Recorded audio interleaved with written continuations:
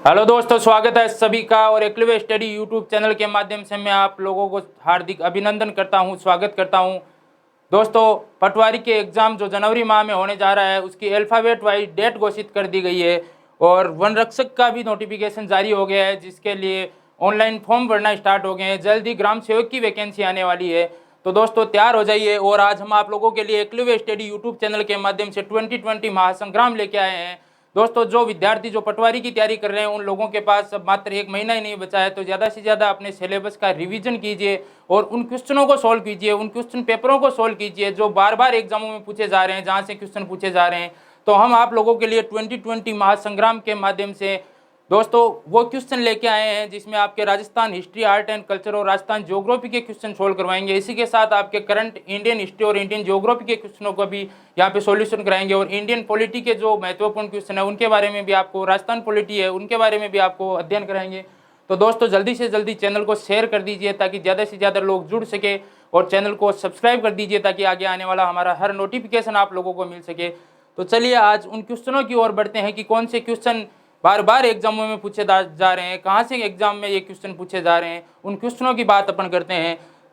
तो चलिए दोस्तों चलते हैं आज के पहले क्वेश्चन की ओर। और आज का पहला क्वेश्चन है वह है कि गोसुंडी का शिलालेख कहाँ स्थित है। गोसुंडी का शिलालेख कहाँ स्थित है? ऑप्शन ए है Pali, option B Barmer, option C Chittor, option D Rajsamand. जल्दी बताइए दोस्तों, गोसुंडी का जो शिलालेख है वह कहाँ स्थित है? तो दोस्तों इसका राइट आंसर होगा चित्तौड़गढ़। गोसुंडी का शिलालेख है वो चित्तौड़गढ़ में स्थित है और यह शिलालेख वैष्णव संप्रदाय का सबसे प्राचीन शिलालेख माना गया है। वैष्णव संप्रदाय का सबसे प्राचीन शिलालेख है वो गोसुंडी शिलालेख है। यह शिलालेख 2री सदी ईस्वी पूर्व का शिलालेख है।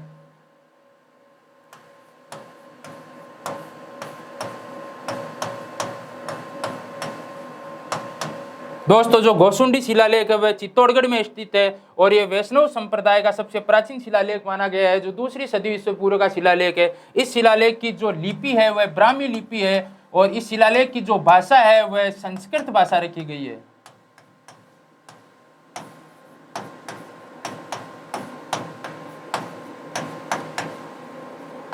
दोस्तों आपको क्वेश्चन किसी भी प्रकार से पूछा जा सकता है कि गोसुंडी का शिलालेख कहाँ स्थित है, तो गोसुंडी का शिलालेख चित्तौड़गढ़ में स्थित है। क्वेश्चन ऐसे भी पूछा जा सकता है कि वैष्णव धर्म का सबसे प्राचीन शिलालेख कौन सा है, गोसुंडी शिलालेख की लिपि कौन सी है और गोसुंडी शिलालेख की भाषा कौन सी है। तो गोसुंडी शिलालेख जो चित्तौड़गढ़ में स्थित है वो वैष्णव संप्रदाय का सबसे प्राचीन शिलालेख जो 2री सदी ईस्वी पूर्व का है और उसकी लिपि है वो ब्राह्मी है और इसकी जो भाषा है वह संस्कृत भाषा है।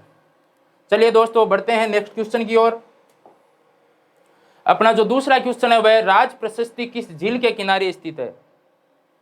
ऑप्शन ए है Rajsamand, option A Rajsamand, option B Jaisamand, option C Pichola और ऑप्शन डी आना सागर। तो जल्दी से बता दीजिए दोस्तों, राज प्रशस्ति किस झील के किनारे स्थित है?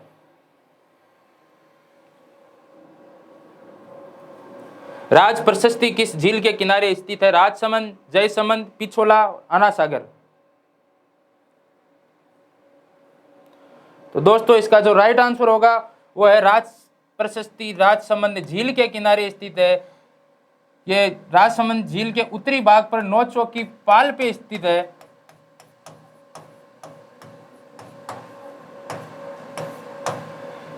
राज प्रशस्ति है वो राजसमंद झील के किनारे नौचौकी पाल पर स्थित है, जो 25 काले पाषाणों पर उत्कीर्ण की गई है।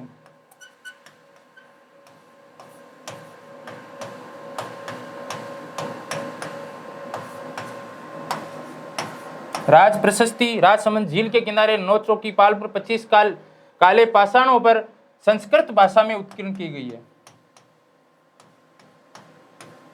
भाषा कौन सी है इसकी? संस्कृत।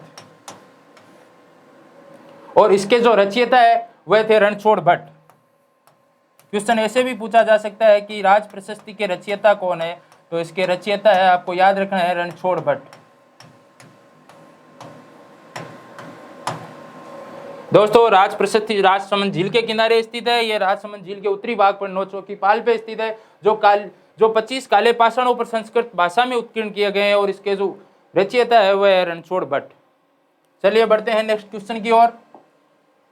तीसरा जो अपना क्वेश्चन है वह है, किस शिलालेख में सांबर व अजमेर के चौहानों को वत्स गोत्रीय ब्राह्मण बताया गया है? ऑप्शन ए प्रतापगढ़ अभिलेख, ऑप्शन बी मानमोरी का शिलालेख, ऑप्शन सी बड़ली का शिलालेख और ऑप्शन डी बिजोलिया शिलालेख। जल्दी से उत्तर बता दीजिए दोस्तों, किस शिलालेख में सांबर व अजमेर के चौहानों को वत्स गोत्रीय ब्राह्मण बताया गया है?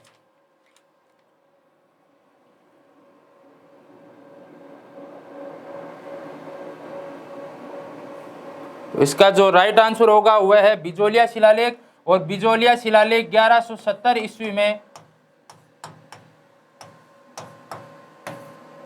भीलवाड़ा में स्थापित किया गया।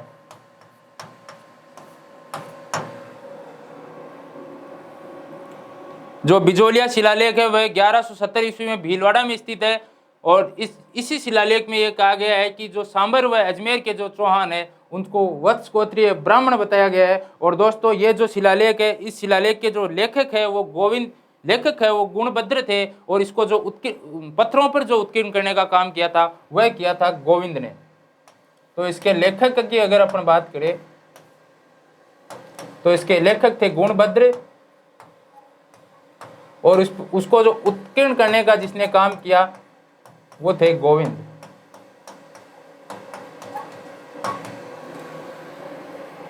बिजोलिया शिलालेख 1170 ईस्वी में भीलवाड़ा में स्थित है। और उसमें शिलालेख में सांबर व अजमेर के चौहानों को वत्स गोत्रीय ब्राह्मण बताया गया। इस जो शिलालेख के जो लेखक थे वो गुणभद्र थे और उसको उत्कीर्ण करने का कार्य किया वो गोविंद ने किया था। चलिए दोस्तों बढ़ते हैं नेक्स्ट क्वेश्चन की ओर। भागौर सभ्यता किस नदी के किनारे स्थित है? भागौर सभ्यता किस नदी के किनारे स्थित है? कोठारी नदी, लूणी नदी, घग्गर नदी या फिर आयड़ नदी? जल्दी से उत्तर दीजिए दोस्तों, भागौर सभ्यता किस नदी के किनारे स्थित है?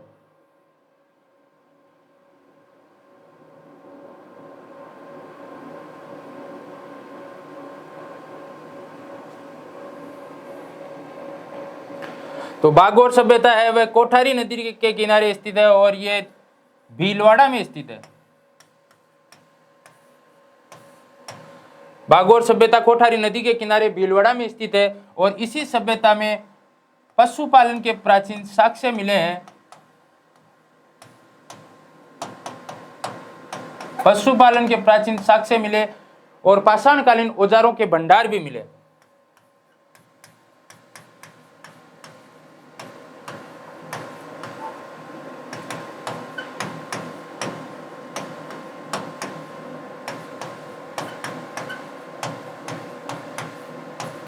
और इस जो सभ्यता के जो उत्खनन करता थे वह थे वीरेंद्रनाथ मिश्र।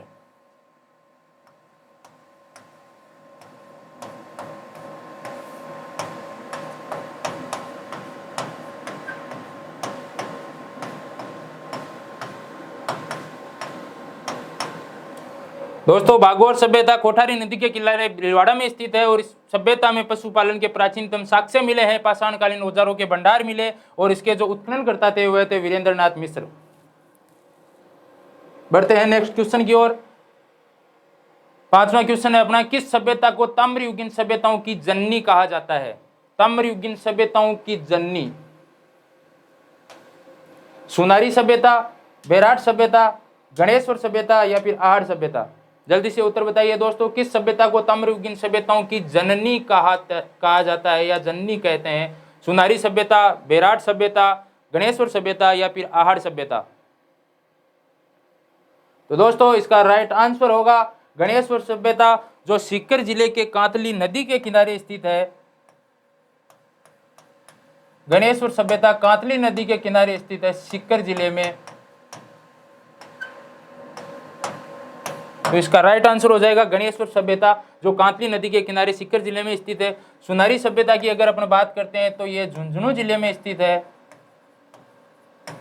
बेराट सभ्यता जयपुर की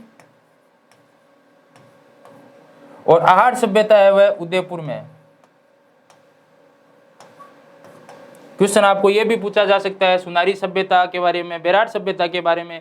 तो अपना क्वेश्चन है कि किस सभ्यता को ताम्रयुगीन सभ्यताओं की जननी कहा जाता है? तो गणेश्वर सभ्यता जो कांतली नदी के किनारे सीकर जिले में स्थित है उसे ताम्रयुगीन सभ्यताओं की जननी कहा गया है। बढ़ते हैं नेक्स्ट क्वेश्चन की ओर। क्या कह रहा है अपना छठा क्वेश्चन, अमीर महाकाव्य ग्रंथ के लेखक है मंडन, नयनचंद्र सूरी, रणछोड़ भट्ट या फिर जयानक।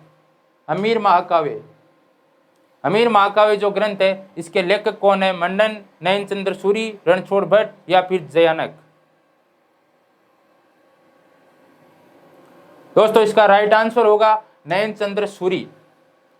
हमीर महाकाव्य नयनचंद्र सूरी के द्वारा लिखा गया है और इस महाकाव्य में रणथंभौर के जो चौहान थे उनका उल्लेख किया गया है।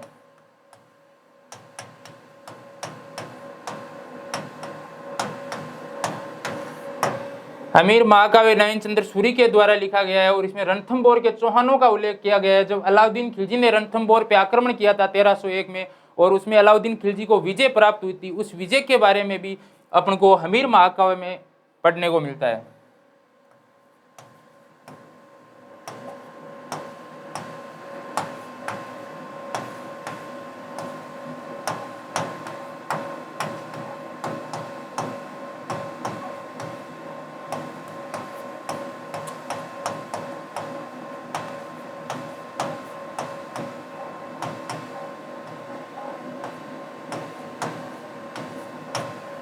अलाउद्दीन ने जब रणथंभौर पर 1301 में आक्रमण किया था, उस टाइम पे रणथंभौर का पहला साका हुआ था और उसी के बारे में, उस अलाउद्दीन की उस विजय के बारे में और रणथंभौर के चौहानों के बारे में हमीर महाकाव्य ग्रंथ में उल्लेख किया गया और उसके जो रचयिता थे वह थे नयनचंद्र सूरी। दोस्तों बढ़ते हैं नेक्स्ट क्वेश्चन की ओर। अगला अपना क्वेश्चन है वेली कृष्ण रुक्मणीरी।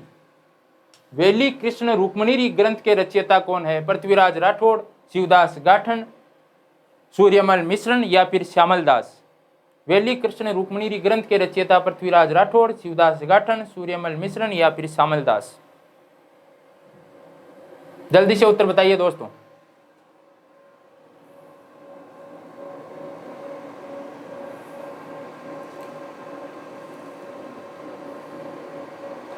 राइट आंसर हो जाएगा इसका पृथ्वीराज राठौड़, जो बीकानेर के जो राय सिंह थे उनके छोटे भाई थे। बीकानेर के राजा थे राय सिंह, उनके छोटे भाई पृथ्वीराज राठौड़ थे और इन्हें पित्थल के नाम से भी जाना जाता है। पृथ्वीराज राठौड़ थे, उन्हें पित्थल के नाम से भी जाना जाता है और बीकानेर के राय सिंह जी थे, उनके छोटे भाई थे ये। इन्होंने वेली कृष्ण रुक्मणीरी ग्रंथ की रचयिता की थी और इस ग्रंथ को दुर्सा आडा ने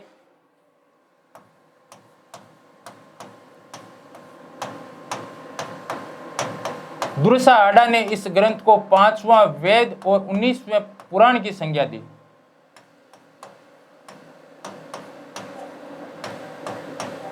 वैसे दोस्तों 4 वेद और 18 पुराण है, तो दुर्सा आडा ने यह कहा कि अगर 5वां वेद और 19वां पुराण को अगर शामिल किया जाए तो इसी ग्रंथ को शामिल किया जाना चाहिए, वेली कृष्ण रुक्मणीरी ग्रंथ, जिसके रचयिता थे पृथ्वीराज राठौड़। बढ़ते हैं दोस्तों नेक्स्ट क्वेश्चन की ओर। अगला अपना क्वेश्चन है राजस्थान पुरातत्व एवं संग्रहालय विभाग कहाँ स्थित है? जोधपुर, उदयपुर, जयपुर, कोटा। राजस्थान पुरातत्व एवं संग्रहालय विभाग जोधपुर, उदयपुर, जयपुर या फिर कोटा। जल्दी से उत्तर बताइए दोस्तों। राजस्थान पुरातत्व एवं संग्रहालय विभाग कहाँ स्थित है? तो दोस्तों इसका राइट आंसर हो जाएगा वो है अपना जयपुर। राजस्थान पुरातत्व एवं संग्रहालय विभाग की स्थापना जयपुर में 1950 ईस्वी में की गई थी, जिसका जो प्रमुख कार्य है वह है जो अपने पूरा संपत्ति और जो सांस्कृतिक धरोहर है उसकी देखरेख करने का, उसका प्रचार प्रसार करने का जो मुख्य कार्य है वह है राजस्थान पुरातत्व एवं संग्रहालय विभाग का। जो अपनी पूरा संपदा है या फिर जो सांस्कृतिक अपनी धरोहर है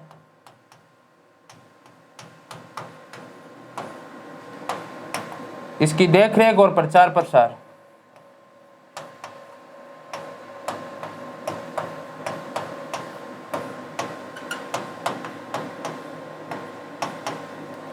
राजस्थान पुरातत्व एवं संग्रहालय विभाग जो 1950 में जयपुर में स्थापित किया गया, उसका मुख्य कार्य जो अपनी राजस्थान की जो पूरा संपदा और सांस्कृतिक धरोहर है उनकी देखरेख और प्रचार प्रसार का कार्य पुरातत्व विभाग का ही है। बढ़ते हैं दोस्तों नेक्स्ट क्वेश्चन की ओर। राजस्थान राज्य अभिलेखागार स्थित है। राजस्थान राज्य अभिलेखागार कहाँ स्थित है? बीकानेर, जयपुर, उदयपुर या फिर जोधपुर। जल्दी से उत्तर बताइए दोस्तों। राजस्थान राज्य अभिलेखागार कहाँ स्थित है? बीकानेर, जयपुर, उदयपुर या फिर जोधपुर। जल्दी से उत्तर दीजिए।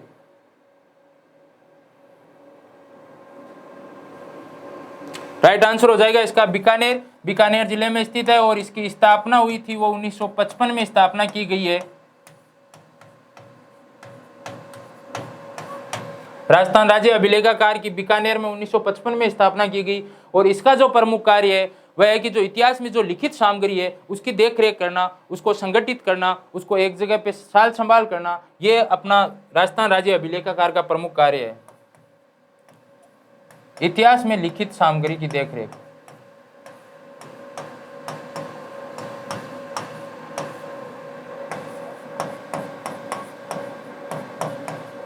इतिहास में जो भी लिखित सामग्री है उसकी देखरेख की, जो निगरानी करने की, जो साल संभाल की जो जिम्मेदारी है वह राजस्थान राज्य अभिलेखागार की है और इसकी स्थापना बीकानेर में 1955 ईस्वी में की गई। बढ़ते हैं दोस्तों नेक्स्ट क्वेश्चन की ओर। अगला अपना जो क्वेश्चन है वो है नैनसिरी ख्यात किस भाषा में लिखी गई? नैनसिरी ख्यात संस्कृत भाषा, ढूंढाड़ी भाषा, हिंदी भाषा या फिर राजस्थानी भाषा? जल्दी से उत्तर बताइए दोस्तों। नैनसिरी ख्यात है वो कौन सी भाषा में लिखी गई है? संस्कृत भाषा, ढूंढाड़ी भाषा, हिंदी भाषा या फिर राजस्थानी भाषा? तो नैनसिरी ख्यात है वह राजस्थानी भाषा में लिखी गई है, जो अपने पश्चिमी राजस्थान में जो बोली जाने वाली भाषा, जिसे अपन मारवाड़ी भाषा भी कह सकते हैं, जिसे डिंगल भाषा भी कह सकते हैं, जिसे राजस्थानी भाषा भी कह सकते हैं। तो डिंगल भाषा में, मारवाड़ी भाषा में या फिर राजस्थानी भाषा में लिखी गई है वह नैनसिरी ख्यात है, वो इस भाषा में लिखी गई है और इसके जो रचयिता थे वो थे मोहनोत नैनसी।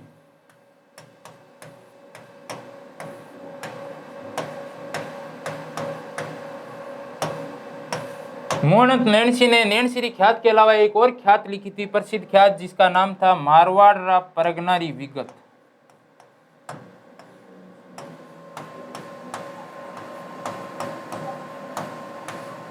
मारवाड़ रा परगनारी विगत। दोस्तों यह भी बहुत महत्वपूर्ण ख्यात थी और इसे राजस्थान का गजेटियर भी कहा गया है।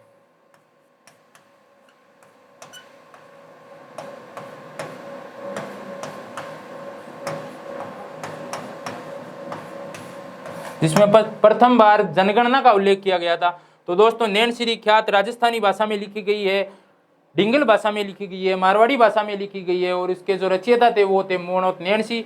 और मोहनोत नैनसी की एक और प्रसिद्ध ख्यात है जिसका नाम है मारवाड़ रा परगनारी विगत, जिसको राजस्थान का गजेटियर भी कहा गया है। बढ़ते हैं दोस्तों नेक्स्ट क्वेश्चन की ओर। किस शासक को प्रतिहारों का पितृहंता कहा जाता है? पितृहंता, जिन्होंने पिता की हत्या करके जो शासक बना है, तो किस शासक को प्रतिहारों का पितृहंता कहा जाता है? नागभट्ट प्रथम, वत्सराज, मिहिर भोज प्रथम या फिर महिपाल प्रथम? जल्दी उत्तर दीजिए दोस्तों। किस शासक को प्रतिहारों का पितृहंता कहा जाता है? नागभट्ट प्रथम, वत्सराज, मिहिर भोज प्रथम या फिर महिपाल प्रथम?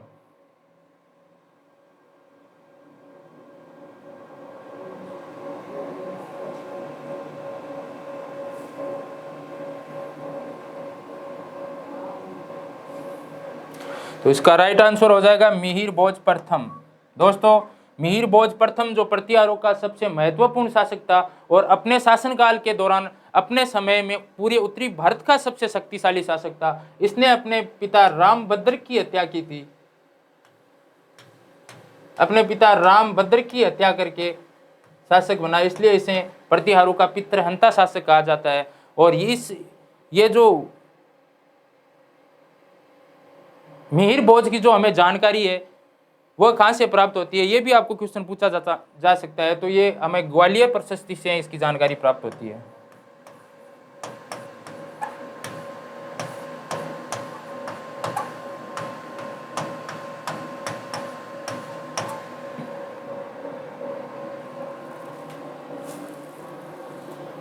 मिहिर भोज प्रथम, जिसको प्रतिहारों का पितृहंता शासक भी कहा गया है, और जानकारी हमें ग्वालियर प्रशस्ति से प्राप्त होती है, जिसने अपने पिता रामभद्र की हत्या करके शासक बना था।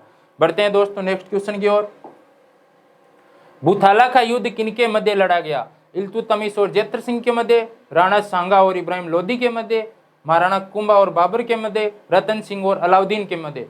भूथाला का युद्ध, जल्दी उत्तर दीजिए दोस्तों।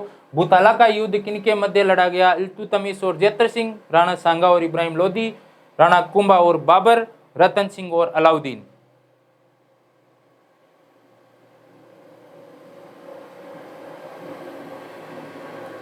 भूताला का युद्ध किन किन के मध्य लड़ा गया?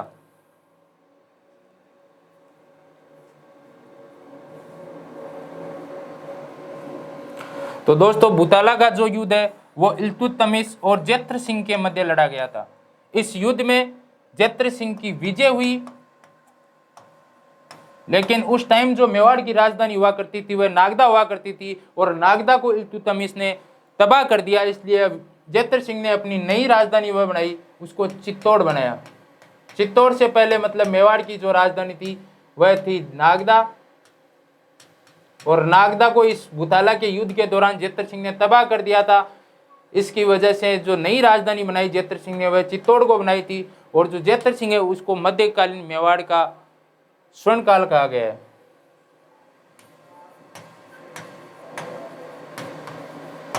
क्वेश्चन आपको ऐसे भी पूछा जा सकता है, मध्यकालीन मेवाड़ का स्वर्ण काल किसे कहा गया है?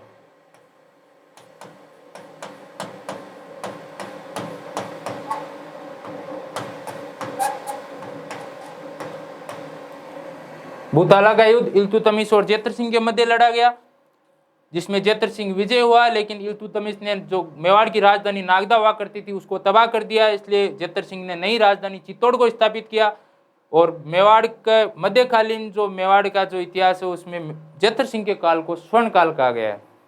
बढ़ते हैं दोस्तों नेक्स्ट क्वेश्चन की ओर। अगला अपना क्वेश्चन है वो ये है कि चित्तौड़ का पहला साका कब हुआ? चित्तौड़ का पहला साका, जल्दी से उत्तर दीजिए दोस्तों। चित्तौड़ का पहला साका कब हुआ?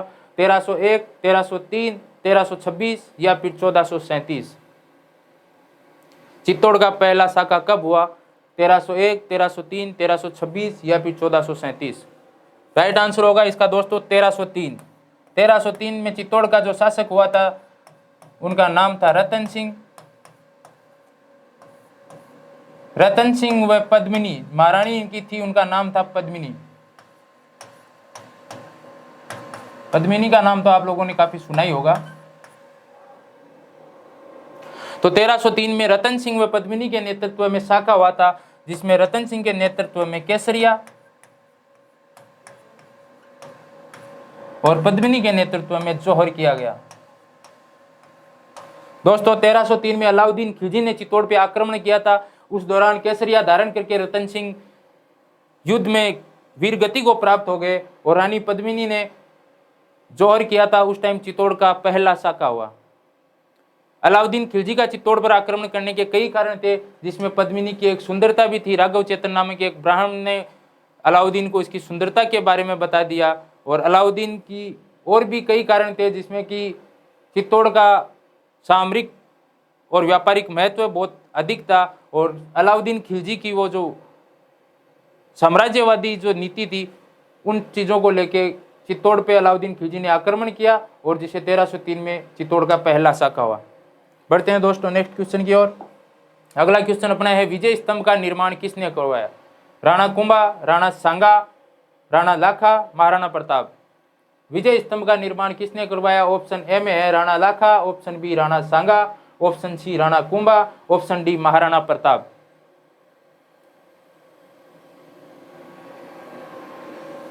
जल्दी उत्तर बताइए दोस्तों।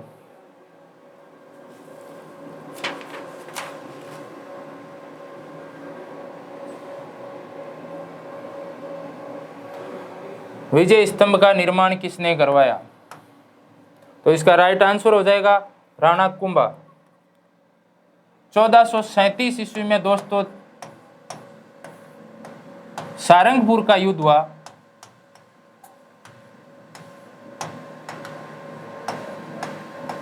जो महाराणा कुंभा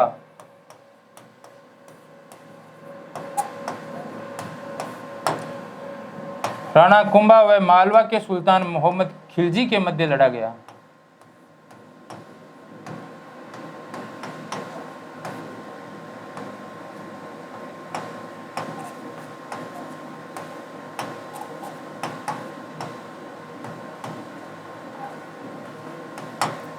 चौदह सौ सैंतीस में सारंगपुर का युद्ध हुआ महाराणा कुंभा और मालवा के सुल्तान मोहम्मद खिलजी के मध्य।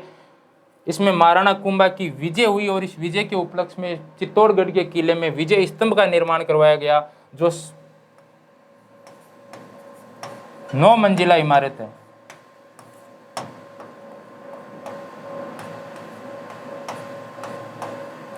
और विजय स्तंभ है, इसको अपने माध्यमिक शिक्षा बोर्ड का और राजस्थान पुलिस का प्रतीक चिन्ह भी माना गया है। आपको क्वेश्चन ये भी पूछा जा सकता है, महत्वपूर्ण क्वेश्चन है कि विजय स्तंभ किन का प्रतीक चिन्ह है, तो अपने माध्यमिक शिक्षा बोर्ड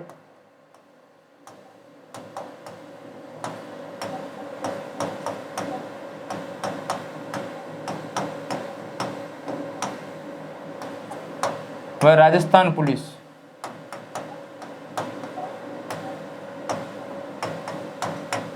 माध्यमिक शिक्षा और राजस्थान पुलिस का प्रतीक चिन्ह भी विजय स्तंभ को बनाया गया है। और विजय स्तंभ है वह राणा कुंभा के द्वारा निर्माण किया गया, जो 1437 के सारंगपुर युद्ध में महाराणा कुंभा की मोहम्मद खिलजी के खिलाफ जो युद्ध हुआ उसमें विजय हुई थी, और इस विजय के उपलक्ष्य में विजय स्तंभ का निर्माण किया गया। नेक्स्ट क्वेश्चन है दोस्तों, मेवाड़ की आंख किस दुर्ग को कहा जाता है?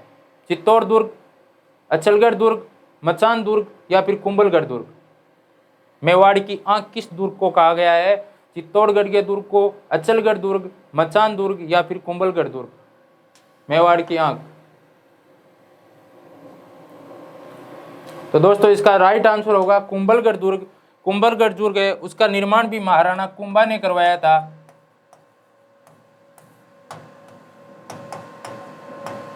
और इस दुर्ग का जो सबसे ऊपरी भाग था उसे कटारगढ़ कहा गया।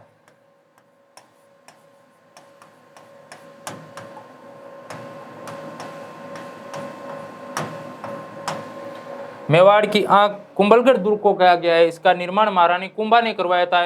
इस दुर्ग का जो सबसे ऊपरी भाग था वह कटारगढ़ उसको कहा गया। वह कुंभा का निजी आवास हुआ करता था।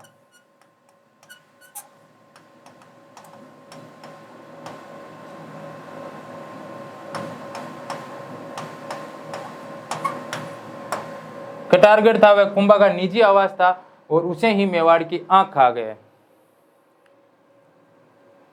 बढ़ते हैं दोस्तों नेक्स्ट क्वेश्चन की ओर। अपना 16वां क्वेश्चन है, निम्नलिखित में से कौन सा ग्रंथ कुंभा की रचना नहीं है? कुंभा की रचना नहीं है। सुधा प्रबंध, कामराज रतिसार, संगीत सुधा या फिर कला निधि? निम्नलिखित में से कौन सा ग्रंथ कुंभा की रचना नहीं है? सुधा प्रबंध, कामराज रतिसार, संगीत सुधा या फिर कला निधि? तो दोस्तों इसका राइट आंसर क्या होगा, जल्दी से उत्तर दीजिए। कला निधि है वह कुंभा की रचना नहीं है। इसके अलावा सुधा प्रबंध, कामराज रतिसार, संगीत सुधा ये सब कुंभा की गई रचनाएं हैं। कुंभा एक बहुत ही अच्छा संगीतज्ञ था और उसने इन तीनों के अलावा जो चौथी जो रचना थी वह थी संगीत राज।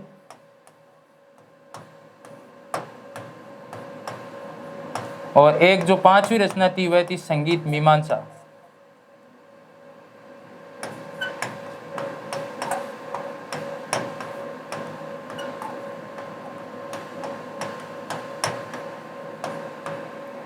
दोस्तों कुंभा की रचनाएं हैं सुधा प्रबंध, कामराज रतिसार, संगीत सुधा, संगीत राज और संदिग्ध मीमांसा।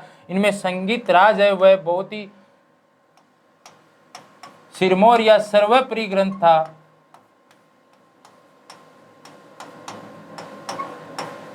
इस संगीत राज के 5 भागों में इसको डिवाइड किया गया है, जो है पाठ्य रत्न कोश,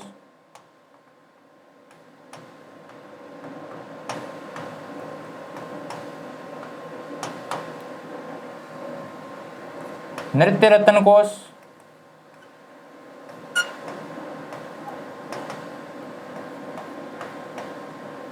वाद्य रत्न कोश,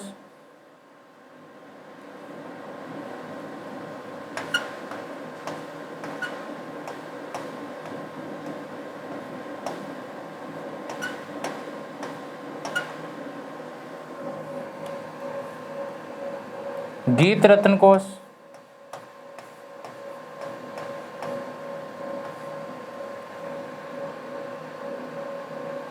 पाठ्य रत्न कोश, नृत्य रत्न कोश, वाद्य रत्न कोश, गीत रत्न कोश और 5वां है वह है अपना रस रत्न कोश।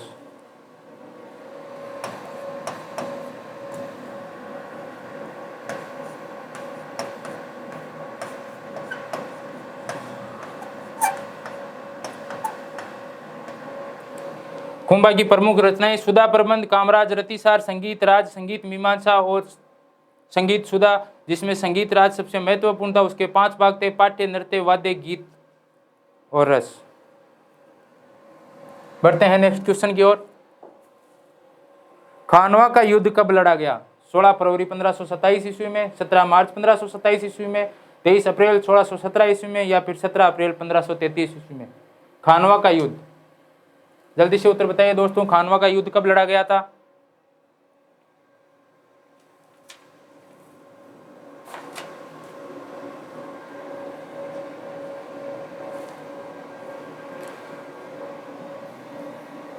जल्दी से उत्तर दीजिए, खानवा का युद्ध कब लड़ा गया?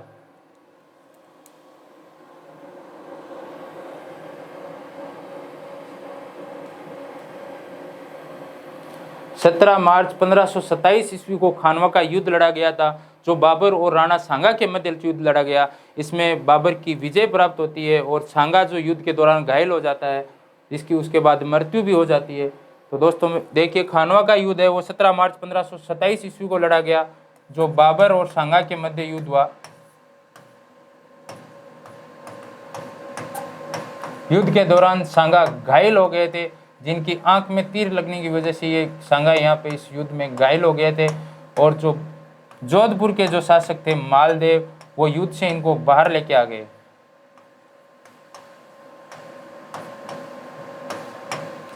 फिर झाला अज्जा ने युद्ध का नेतृत्व किया।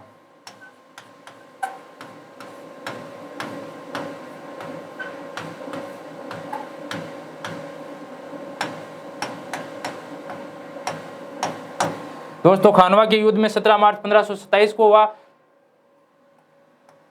बाबर और राणा सांगा के मध्य, जिसमें सांगा के आंख में तीर लगने की वजह से घायल हो गए। जो मालदेव के शासक मालदेव ने युद्ध से बाहर लेके आ गए और झाला अज्जा ने बाद में इस युद्ध का नेतृत्व किया।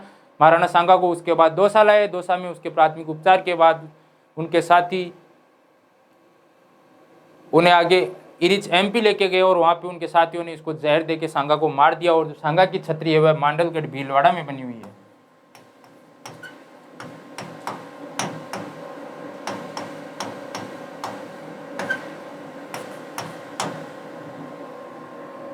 महाराणा सांगा को है सैनिकों का भग्नावेश वह हिंदू पथ पे कहा गया है।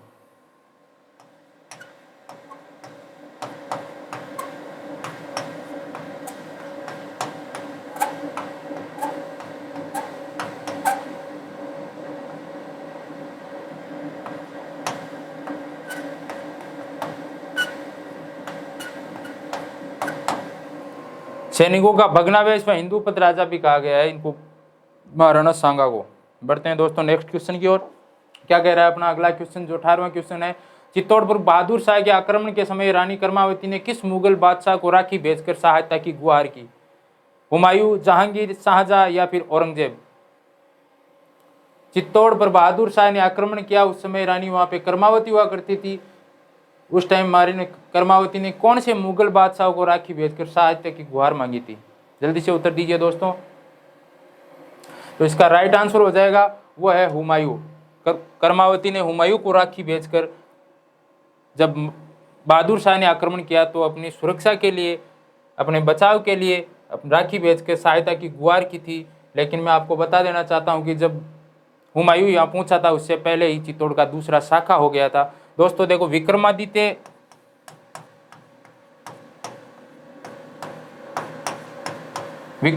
था, वो था सांगा का पुत्र।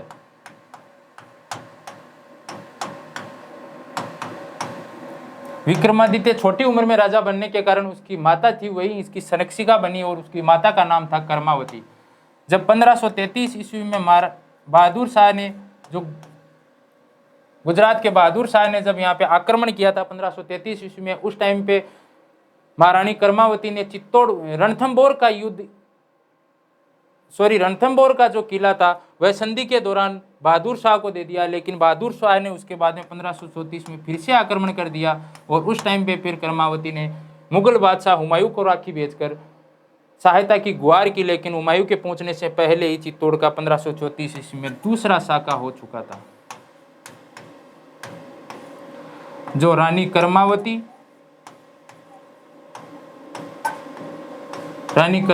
के नेतृत्व में जौहर, और देवलिया के उस टाइम पे, देवलिया जो अपने प्रतापगढ़ में पड़ता है, वहां के शासक हुआ करते थे बाघ सिंह।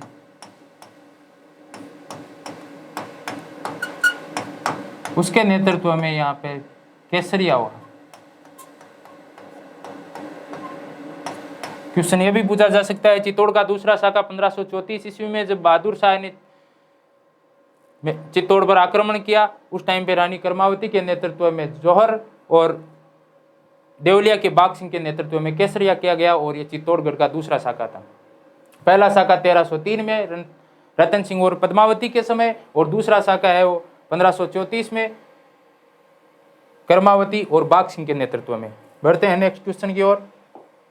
अगला क्वेश्चन है, 1567 ईस्वी में अकबर के चित्तौड़ आक्रमण के समय मेवाड़ का शासक कौन था? राणा कुंभा, राणा सांगा, उदय सिंह या फिर महाराणा प्रताप? 1567 ईस्वी में अकबर के चित्तौड़ आक्रमण के समय मेवाड़ का शासक राणा कुंभा, राणा सांगा, उदय सिंह या फिर महाराणा प्रताप? जल्दी से उत्तर दीजिए दोस्तों। 1567 ईस्वी में अकबर ने चित्तौड़ पे आक्रमण किया था, उस दौरान मेवाड़ का जो शासक था वह था उदय सिंह, और उदय सिंह ने 1559 ईस्वी में उदयपुर की स्थापना करी।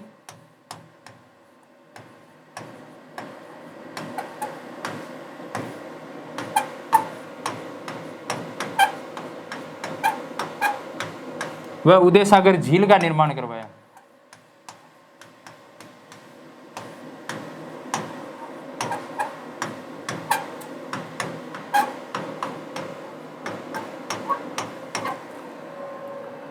दोस्तों उदय सिंह था, उन्होंने 1559 ईस्वी में उदयपुर की स्थापना करी है, और उदय सागर झील का निर्माण करवाया है। 1567 ईस्वी में अकबर ने चित्तौड़ पे आक्रमण कर दिया, उस टाइम पे वही उदय सिंह यहाँ का शासक हुआ करता था, और उदय सिंह आक्रमण के समय मेवाड़ से भाग गए और गिरवा की पहाड़ियों में जाके छुप गए।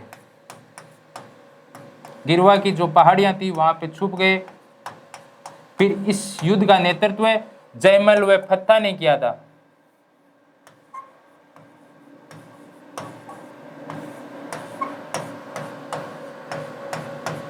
जयमल व फत्ता के नेतृत्व में चित्तौड़ का तीसरा शाखा हुआ। आपको क्वेश्चन यह भी पूछा जा सकता है, चित्तौड़ का पहला शाखा कब हुआ? 1303, जिसमें रतन सिंह और पद्मावती थी। दूसरा जो चित्तौड़ का शाखा था वह 1534, जो रानी कर्मावती और बाघ सिंह के नेतृत्व में हुआ। और तीसरा जो शाखा है वह अकबर ने जब 1567 में चित्तौड़ पे आक्रमण किया, मेवाड़ पे आक्रमण किया, उस टाइम जयमल व फत्ता के नेतृत्व में तीसरा शाखा हुआ। जयमल इस युद्ध के दौरान घायल हो जाते हैं, लेकिन कल्ला राठौड़ के कंधों पे बैठ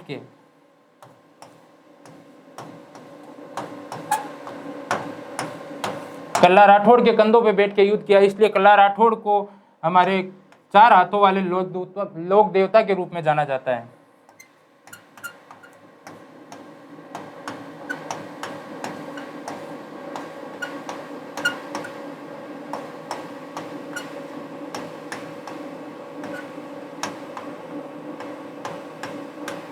क्वेश्चन यह भी पूछा जा सकता है, 4 हाथों वाले लोक देवता के रूप में किसे जाना जाता है? तो कल्ला राठौड़ को 4 हाथों वाले लोक देवता के रूप में जाना जाता है, क्योंकि युद्ध के दौरान जब जयमल घायल हो गए थे तो जयमल ने कल्ला राठौड़ के कंधों पर बैठ के युद्ध किया था, इसीलिए कल्ला राठौड़ को 4 हाथों वाले लोक देवता के रूप में जाना जाता है।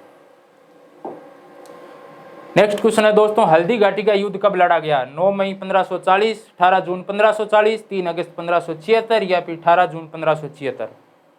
हल्दी घाटी का युद्ध, जल्दी से उत्तर दीजिए दोस्तों। हल्दी घाटी का युद्ध कब लड़ा गया? 9 मई 1540, 18 जून 1540, 3 अगस्त 1576 या फिर 18 जून 1576?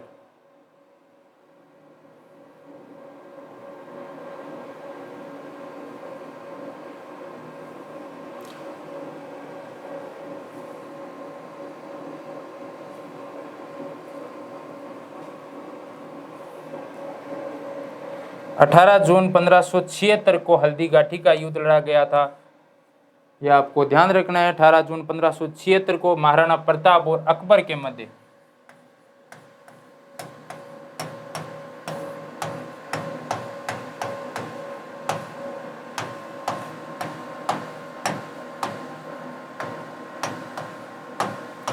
हल्दी घाटी का युद्ध है वह 18 जून 1576 को महाराणा प्रताप और अकबर के मध्य लड़ा गया था। और इस युद्ध के बारे में विभिन्न इतिहासकारों ने अलग अलग नामों से इस युद्ध को संज्ञा दी है। जैसे कर्नल जेम्स टॉड ने इसको मेवाड़ की थर्मापोली कहा। हल्दी घाटी के युद्ध को मेवाड़ के थर्मापोली के नाम की संज्ञा दी कर्नल जेम्स टॉड ने।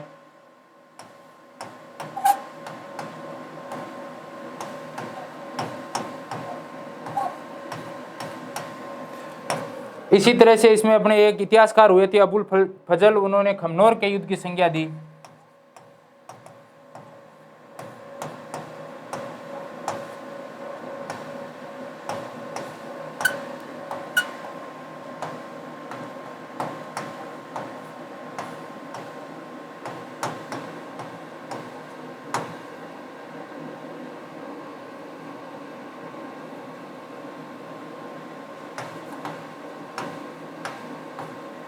और जो बदायूनी थे, बदायूनी ने इसे गोगुंदा का युद्ध कहा।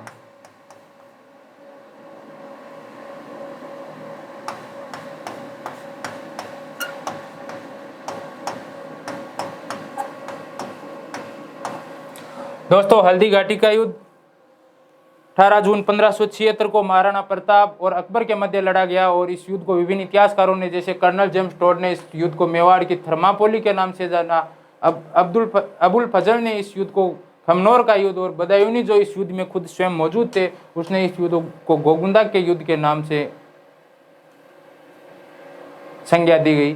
तो दोस्तों, यही आज के अपने 2020 में जो आज 20 क्वेश्चन है, फिर से मैं आप लोगों के लिए कल लेके आऊँगा नए और क्वेश्चन।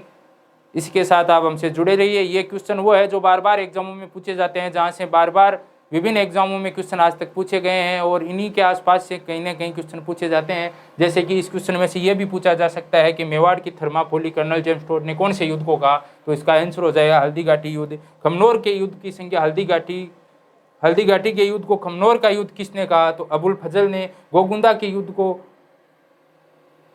हल्दी घाटी के युद्ध को गोगुंदा का युद्ध किसने कहा, तो ये बदायूनी ने। इस प्रकार से किसी भी तरह से घुमा फिरा के आपको क्वेश्चन पूछे जा सकते हैं। अगर मेरा वीडियो पसंद आया तो वीडियो को लाइक कर दीजिए और चैनल को सब्सक्राइब कीजिए, ताकि आगे आने वाले हमारा हर एक क्लास का नोटिफिकेशन आप लोगों को मिल सके। और शेयर जरूर कर दीजिए ताकि अधिक से अधिक लोग इससे जुड़ सके। दोस्तों, हम आपके लिए Rajasthan history, art and culture और Rajasthan geography, Indian history, Indian geography और पॉलिटी और करंट की क्लासें हम आपको इन क्वेश्चनों के माध्यम से टच कराने की कोशिश करेंगे, ताकि जो पटवारी का आप एग्ज़ाम देने जा रहे हैं उसमें हम आपके कहीं ना कहीं सहायक बन सके। तो दोस्तों, ज़्यादा से ज़्यादा चैनल को शेयर कर दीजिए, लाइक कर दीजिए और सब्सक्राइब कर दीजिए। मिलते हैं ब्रेक के बाद। Thank you, all the best.